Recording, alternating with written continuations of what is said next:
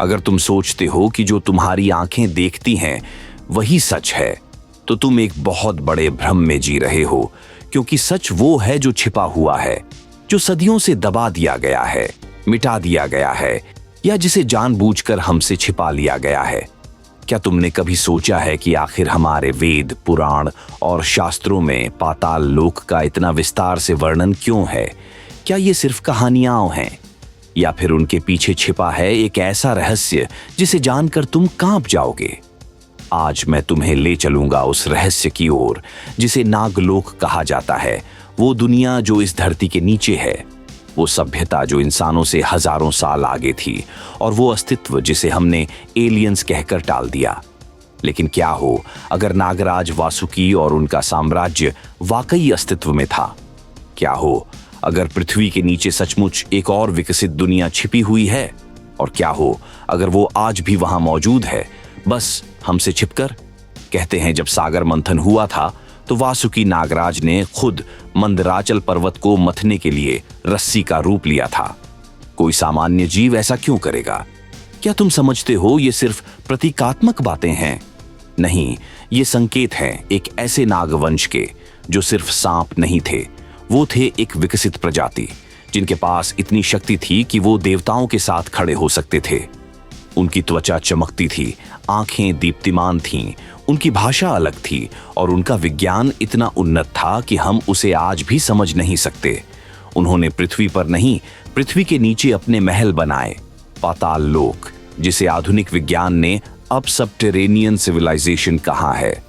क्या तुमने तिब्बत, अमेजन, मिस्र और भारत में गुफाओं के अंदर वो विशाल सुरंगें देखी हैं जो हजारों किलोमीटर लंबी हैं? क्या वो प्राकृतिक हैं या किसी सभ्यता ने उन्हें बनाया था? पुराणों में वर्णन है कि नागलोक में सोने, चांदी और बहुमूल्य रत्नों से सजी गुफाएं थीं। वहां के भवन वज्र जैसे कठोर धातुओं से बने थे।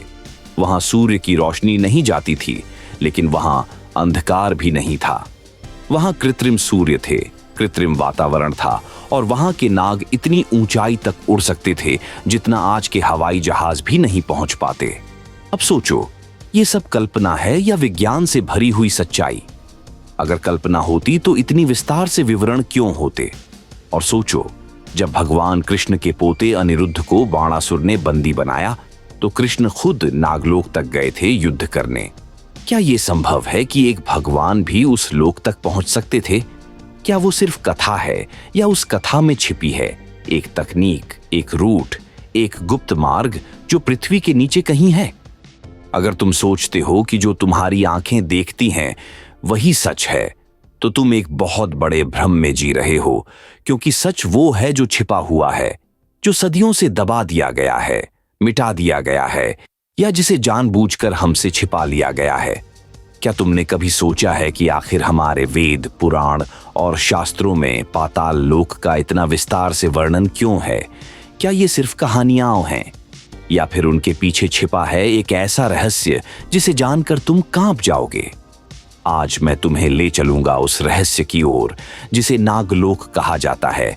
वो दुनिया जो इस धरती के नीचे है, वो सभ्यता जो इंसानों से हजारों साल आगे थी, और वो अस्तित्व जिसे हमने एलियंस कहकर टाल दिया। लेकिन क्या हो अगर नागराज वासुकी और उनका साम्राज्य वाकई अस्तित्व में था? क्या हो अगर पृथ्वी के नीचे सचमुच एक और विकसित दुनिया छिपी हुई है? और क्या हो अगर वो आज भी वहां मौजूद है, बस हमसे छिपकर? कहते हैं जब सागर मंथन हुआ था तो वासुकी नागराज ने खुद मंदराचल पर्वत को मथने के लिए रस्सी का रूप लिया था। कोई सामान्य जीव ऐसा क्यों करेगा? क्या तुम समझते हो ये सिर्फ प्रतीकात्मक बातें हैं?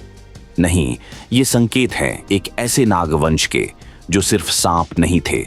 वो थे एक विकसित प्रजाति जिनके पास इतनी शक्ति थी कि वो देवताओं के साथ खड़े हो सकते थे।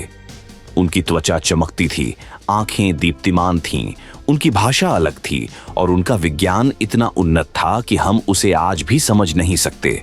उन्होंने पृथ्वी पर नहीं, पृथ्वी के नीचे अपने महल बनाए, पाताल लोक, जिसे आधुनिक विज्ञान ने अब सबटेरेनियन सिविलाइजेशन कहा है। क्या तुमने तिब्बत, अमेजन, मिस्र और भारत में गुफाओं के अंदर वो विशाल सुरंगें देखी हैं जो हजारों किलोमीटर लंबी हैं? क्या वो प्राकृतिक हैं या किसी सभ्यता ने उन्हें बनाया था। पुराणों में वर्णन है कि नागलोक में सोने, चांदी और बहुमूल्य रत्नों से सजी गुफाएं थीं।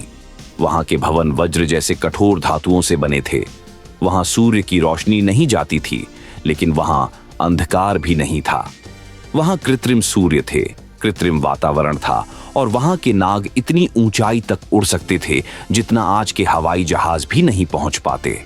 अब सोचो, ये सब कल्पना है या विज्ञान से भरी हुई सच्चाई? अगर कल्पना होती तो इतनी विस्तार से विवरण क्यों होते?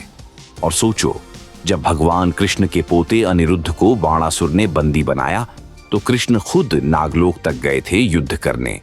क्या यह संभव है कि एक भगवान भी उस लोक तक पहुंच सकते थे? क्या वो सिर्फ कथा है या उस कथा में छिपी है एक तकनीक, एक रूट, एक गुप्त मार्ग जो पृथ्वी के नीचे कहीं है?